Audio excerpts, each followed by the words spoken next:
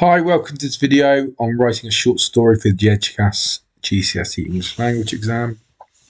So this video is aimed probably grades 4 to 7, 4 to 8.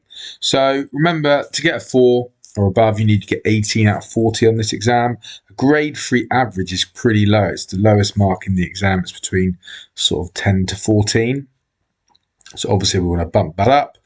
And the main thing is you want to go higher up the bands. You got to be original, use your imagination, be clear, imaginatively written, engage the reader's interest. So to sum up, essential things are to try and write an original, entertaining story and make sure your story is clear and coherent for the examiner.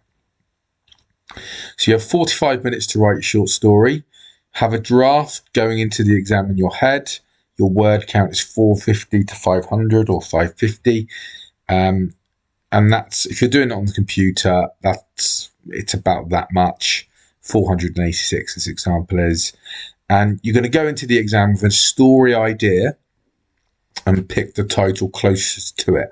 What you don't do is you don't plan a story, then you get into the exam on day and make up a new story on the spot. So what happens is you get an exam paper, you have 4 titles, for example, making a difference, the choice, write about a time you were at a children's party, write a story which begins, I don't know, I didn't know if I had the courage to do this. Basically, you pick the nearest one to you and then try and do your draft. Not expecting you to be able to memorize a whole draft, but at the minimum, you should be going in there with a beginning, middle, and end plan. And I'll talk about later if, for example, a title comes up that's nothing like your story. What you don't do is you don't panic. We've got a few tactics you can use. So the things that grade 3 students did wrong, if you're on that borderline, the examiners told us too low word count, no planning, struggles with basic accuracy, the main one being change of tenses. So what are we going to do with it? So if I was you, remember you can screenshot or pause the video at any time. Essential things I would say would be make sure you do a plan for your story. Set your story. I'm going to go over these in detail. Set your story over a few minutes. Focus on one main event and one main character. Write it in the past tense. 450 to 500 words. A clear beginning, middle, and end. Interesting opening and closing line. Show, not tell. Use sensory language and use strong verbs. So you set your story in the past. We've already said one thing the examiner said we didn't do well was tenses. So what I would do is write your story in the past. Pretend your story happened yesterday and just make sure all your verbs are in the past tense. Use the first person, I and me. That doesn't mean you have to do you. You could be whoever you want to be. But a story is a lot easier for students maybe if you write it in the first person. Is it easier to do it based on you? It probably is, but you can do what you like. Okay, so like I said, set your story over a short period of time, maybe even a few minutes. Don't set it over days, weeks, months, or years. You've only got 45 minutes. You've only got about 2 pages. We can't have some big epic that takes place over a long period of time. If it was me, I would do a story based on 5 minutes of someone's life with an exciting thing happening to them. Have more action than physical description. Let's not have 2 paragraphs as what the weather's like or what someone's wearing. Your plot on your short story should be small, interesting, and not too serious. So don't do anything too serious or complex. Avoid swearing. It looks immature in your writing. It's really good to use figurative language and metaphors and similes. If you've got some great ones, or if you can think of some good ones, then do it. Don't do things you might have done at primary school. As hot as ice, cold as ice, as hot as the sun, busy as a bee. Push yourself, and no dream ending, because it basically just signals to the examiner that you don't know how to end your story. Okay, so your plan should be a beginning, middle, and end. Really, really crucial point is you need to know what the end of your story is before you start writing. If you start writing without an end in your head, it will go all over the place and you've not got a clear focus. So your plan should be, and I would always write this at the top of the answer page, beginning, middle, and end. Your beginning is introducing the character. Middle, introduce the tension. Ending, resolve that tension. Yeah, so a past student example was about him doing a skydive. His plan was really simple. Before he goes up in the plane, the middle's going up in the plane, ending is jumping out the plane. And that's how it looks on the page. A bit of more of an ambitious one. This one was based on a student who based her story on the start of a James Bond film, and her plan was a masked man with a gun walks towards a deserted house. A girl is in the house on her own. The middle is the man breaks into the house, and the ending is the girl runs away across the ice and falls into the ice. So also, what I did with my classes, I did a little sheet, 5 paragraphs, and what I got my students to do was think of their story and almost put one little like subject in each of the paragraphs, and then try to write 4 or 5 things about it. So, for example, here the one about the masked man. If you want to watch this clip, by the way, I'll put it in the description. So, paragraph 1 is she sees the man coming towards the house. Paragraph 2 is she thinks she's gone, but then he appears at the window. Paragraph 3 is the man starting to break into the house. Paragraph 4, she escapes across the ice. Paragraph 5, she falls into the ice. So almost 5 or 6 sentences per box. So again, that was the word count. It was 489. That's what it would be when you did it. If you did it on a laptop in the exam, that's size 12. So it's not really much. I just made it a bit bigger for us to read, and the word count is 489. So I'm going to read it. Feel free to sort of pause. I'll try to put a bit of it in the description as well. So this is sort of a grade 8 example, I would say. Okay, so afterwards we'll talk about the techniques the writer used. He was dressed in all white. The figure vanished into the snow before reappearing a bit closer to me than before. The sun shone down onto the ice and reflected onto something he was carrying. It was a rifle. He stomped towards my house, but the snow muted his footsteps apart from the occasional crunch. Our place was the only one for miles. As I jumped up, I spilt my glass of cola all over myself.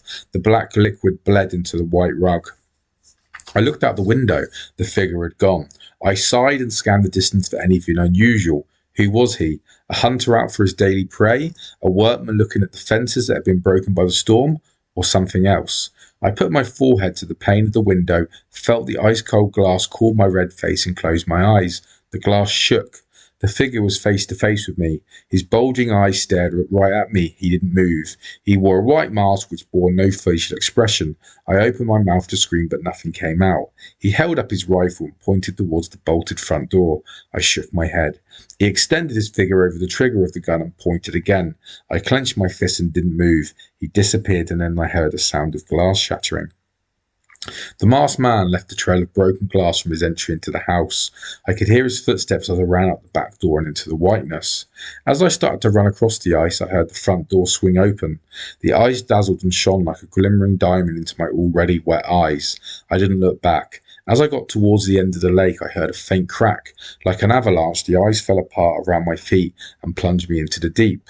Thumping the ice above me, the freezing water stole my breath from my body.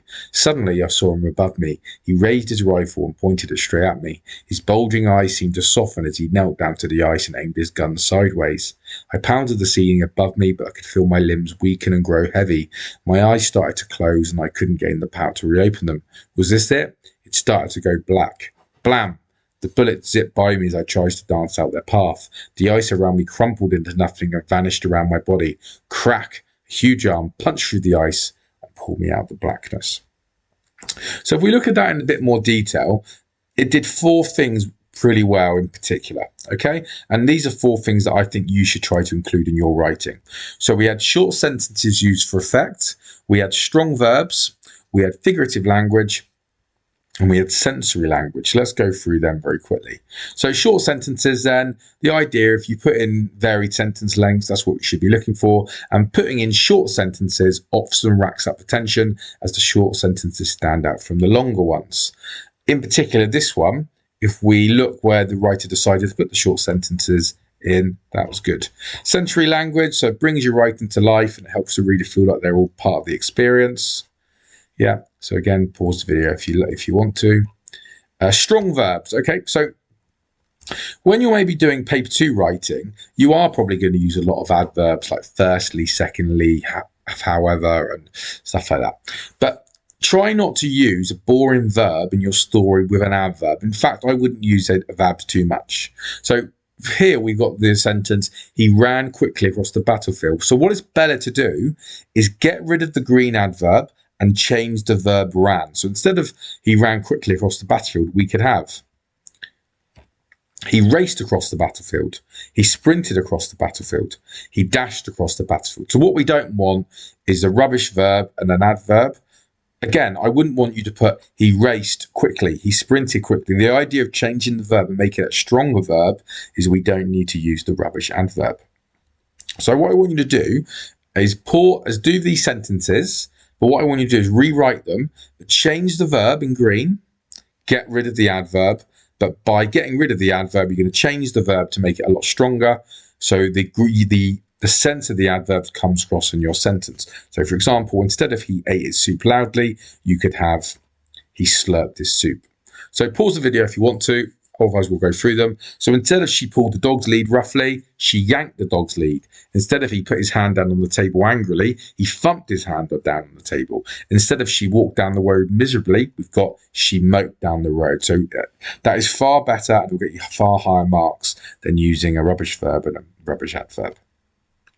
Okay, so figurative language is all this sort of stuff. You've probably done it at school quite a lot.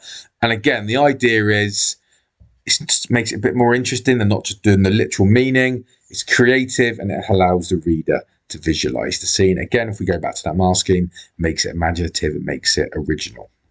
So if we go through the actual one that we looked at. So first of all, the yellow is short sentences. He was dressed in all white. It was a rifle. Our place was the only one for miles. The writer's made it really tense here in the opening paragraph. The three things that she wanted you to emphasize to you in the paragraph was there was a man dressed in all white. We don't know who he is. He is dangerous. It was a rifle. Our place was the only one for miles. Deserted. So those three sentences are the three things that the writer wants to get across. There's a mystery man. He's dangerous. And the little girl was on her own. And that's really good use of short sentences. Okay, we've got strong verbs. We've got figurative language, but we haven't actually got it in this paragraph. And we've got sensory language. So we all know what the sound of like a boot going into snow sounds like, that crunchy sound. Again, it draws the reader into the scene. Again, we've got green here, sensory language. Felt the ice cold glass, called my red face. The sound of glass shattering. Again, we all know what that sounds like. It brings us into the scene. Yellow, we've got strong verbs. Blue, we've got short sentences. And then we've got some figurative language. We've got rhetorical questions here, which are not particularly specifically figurative language. But what I mean is just the writing technique used by the reader. Again, if you use a couple of questions in a row, it's showing that your main character is confused and maybe in a panic. Again here, blue, figurative language. We've got two similes. The ice shone like a diamond. The ice fell apart like an avalanche. We've got sensory language. So heard a crack of the ice, the sound of bullets coming from a gun. We've got strong verbs. So we've got thumping, pounding, zipped, crumple, vanished, really strong verbs. And again, we've got some short sentences. And there they all are together. So if you look at that Word document now, all the way through, we've got short sentences, sensory language, strong verbs, and figurative language. Really good, four good techniques that you want to do. Okay, and so some of my students say to me, well, what happens if I get a title? I've got this mock, I've got this plan in my head of what I'm going to do. But what happens if the four questions have got nothing to do with mine? So there's my first paragraph, basically. And whatever question I'm going to get, whatever title, I'm going to somehow get my title in my first question, my first paragraph. So if we look at my first paragraph again, he was dressed in all white. The figure vanished into the snow before reappearing a bit closer to me than before. The sun shone down onto the ice and reflected onto something he was carrying. It was a rifle. He stomped towards my house, but the snow muted his footsteps apart from the occasional crunch. Our place was the only one for miles. So I'm not going to change that. I'm not going to go to a whole new plot, but whatever the title is, I'm going to shove my title into my paragraph. So let's say the titles were these: A memorable weekend, right about a time I had a difficult choice to make, write a story that begins with get in the car now, my mum said, and write a story that ends with I feared the worst, but my teacher could not stop herself from laughing. So all I'm going to do is keep the same paragraph. I'm going to choose a memorable weekend, and then just somewhere in my paragraph, I'm going to add It was the weekend, so my parents were both at work. So again, that actually makes the paragraph maybe better because it shows the isolation of the little girl, the character. She's on her own. But again, I don't have to write the whole story about it being a Saturday. The titles are there to help you, but just shove it in the first paragraph to show the examiner that you've acknowledged the title. So again, some other ones. Continue the following. It really wasn't the result I was looking for. B, grandma. C, write about a time I had to go shopping. D, write a story that ends with I felt sorry for myself. So I'm going to pick grandma. And again, I've got my paragraph. And all I'm going to do is, instead of saying our place was the only one for miles, I'm going to say grandma's place was the only one for miles. Again, not my whole story doesn't have to be about my grandmother, but I'm just showing the examiner that it's in there. Again, write about a time you broke the rules, the wedding, a memory of primary school, write a story that ends with, and that was the worst job of my life. Same paragraph again. I'm going to pick the wedding, but all I'm going to put was, same first line, he was dressed in all white, but then I've added a simile. However, he didn't look like a bride at the wedding. So that's probably a bit more imaginative way of getting into my first paragraph. I'm saying the character's all white, but not like a bride. But again, that was all I would need to do to show the examiner. Okay, and then, so what I want you to do is when you get your story, maybe test yourself with these. So again, what have I done for this one? I've picked the holiday, and just at the end of my paragraph, again, I've put, our place was the only one for miles. This is why we chose this house for our holiday. We wanted peace and quiet. So again, I've used the title, but again, I've shown it in my first paragraph to show the examiner that this house is totally deserted and isolated. Okay, so let's now decide on your stories. So again, we're going to try and go into the exam with a plan. So my two pieces of advice would be either to plan your story would be either A, plan a realistic story based on a real event from your life, or B, use a film scene as your inspiration for your story. So those are the two ones I would either go for. Okay, so if we look at the mark scheme, remember they said it got to be original and imaginative, make it clear, and try to engage the reader's interest. These have been successful realistic ones from my past that students have done. Obviously, you can make up your own one, but these are things that have worked well in the past. You're being followed, skydiving, trapped in a lift, date with a catfish, you're alone at night in your house, you hear a noise, you're on a plane, you may have to crash land. That'd be really good for sensory language. You go to a party in fancy dress, and then when you get there, you realise it's not fancy dress. So all of them have worked. Are they original? Debatable, but you probably could turn them into an interesting story. Like I said, B, the only other thing you could maybe do was try to do a story based on 5 minutes or a really tense scene from a film. So one of the ones I showed my students, a couple of them looked at, is if you type into YouTube "Stand By Me" train scene, you'll see this one. So basically what happens is 4 boys are on a camping trip, and what happens is they decide to go across a bridge, which is going across a river, and as they're going across it, the train comes. So it's probably only a 2 or 3 minute scene, but it's really tense, really exciting. You could definitely do a lot about sensory language with what they see with the river, the sound of the vibration of the track. They can see the smoke of the train coming through the trees. It worked really well. Again, I've used one of these little structure sheets. So my paragraph 1 is 4 boys on a camping trip. They get to a bridge. What can they see here? Paragraph 2, they're debating whether to cross. Is it too dangerous? Paragraph 3, they decide to walk across. Let's get some sensory language and figurative language in there, and so on. Okay, so these are past examples. A surfer in the water sees a shark. The one I just showed you with James Bond. Skydiving. A scene from Jurassic Park. A girl goes to a fancy dress party. It's not fancy dress. An assassin. So you're almost like a James Bond character being charged with taking someone down.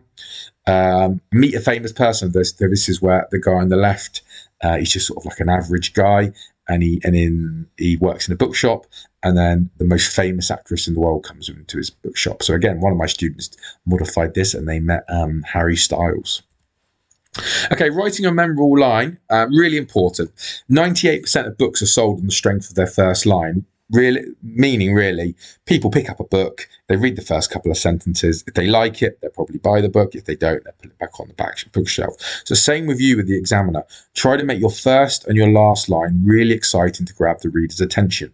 Your first sentence is the first impression your examiner is going to get, and your final sentence is the last impression. So you want both of them to be really great. So 3 techniques I think are good to this. Rhetorical question. What the hell was I thinking? So again, gets the reader involved. Almost you're directly addressing the reader. Or a memorable statement. So really just a sentence that stands out really. So I was 12 going on 13 the first time I saw a dead human being. So you'd be thinking, wow, something serious has happened there. That's from Stand By Me, which is the same film as I showed you with the train a minute ago. Another one, on those cloudy days, Robert Neville was never sure when sunset came, and sometimes they were there in the street before we could get back. So I guess the key word in there is they, isn't it? So it's getting the reader to think, well, what are they? And obviously Robert Neville's scared because he wants to be back before they come. And that's from I Am Legend, the book of the Will Smith film. Another technique, the third technique as well, is based on the skydiving one. It's a circular narrative. So almost try to make your first and your last line similar. So the first line for the skydiving one was I looked up to the sky and sighed, and the final line is I looked up to the sky and smiled. So the first line is when the person's nervous, I looked up to the sky and smiled and sighed, and after they've had their really exciting jump, they've really happy and elated, they finish with I looked up to the sky and smiled. So either of those 3 techniques would work really well. Okay, Spag, obviously really important. The main things you've got to look out for to get above a grade 4 are tenses, run-on sentences, and apostrophes. Okay, so if we look at the mark scheme again, so tenses, if you want to do this is the bottom 3 bands in the short story. So if you want to get any marks for Spag, you've got to be in control of your tenses. So that's why I say do it in the past tense. Again, if you want any sort of mark, you've got to do your sentence construction. You've got to not do run-on sentences, and also you need to be in control of your punctuation, so your apostrophes and things like that. So again, these are the 3 things. So when I was marking the students' work and I was marking their first draft, this is the little colour code. So a yellow is just a general Spag error, green is a run-on sentence, blue is a spelling error, and pink is show not tell. So what I mean by that is I don't want my students saying things like the man was bored. I want you to say the man yawned. I don't want you to say I was scared. I want you to say a roll of sweat ran down the man's face, for example. Remember, a run-on sentence is where you've got 2 sentences together but with not correct punctuation. So either students have no punctuation or they shove in a comma. So that's what I would do. A student would give me their first draft and I would give it back to him like that. So if we look at this one, this is about the fancy dress party, and I'll read it to you. Think to yourself, what's wrong? Why does all the bad stuff always happen to me? I've always been the quiet girl, the one who doesn't have a lot of friends or boys won't talk to because of other girls. I've been looking forward to this for months. It was my chance to show everyone. Sorry, that's the mistake. I'll read it again. Why does all the bad stuff always happen to me? I've always been the quiet girl, the one who doesn't have a lot of friends or boys won't talk to because of the other girls. I've been looking forward to this for months. It was my chance to show everyone who and what I really am. It was going to be the best part of the year. I was excited. So that you might think, oh, that's rubbish, I would never do. This is really, really common. So what a person does is, if you look in the green, instead of putting a full stop, they either shove in a comma, like they've done the second and the first and third one I've highlighted, or the second and fourth one I've highlighted. There's no full stop, so it can't be like that. It's got to be like that. Okay, so again, you might think you'd never do that mistake. It's a really common mistake. I would actually say it's the biggest mistake students make. Okay, another paragraph I showed from one of my students. It was based on the scene from the first ever Jurassic Park, where there's been a storm and the electric fences have gone down, and the T-Rex gets out. All of a sudden, I start to hear a noise. The water vibrates in the car and we got scared because we didn't know what could happen. We then realised the fence is down, which gets us even more scared and nervous. Again, so what's wrong with that then? So first of all, it does a lot of tell, not show. So I don't want sentences like, we got scared, I was scared and nervous. They're not going to give you any marks at all. So what we want is, instead of saying we were scared, we're going to have we clung to each other, almost like the two brother and sister holding each other because they're so scared. Instead of saying, I was scared and nervous, I'm going to say my stomach churned, almost like I'm so scared I'm feeling sick.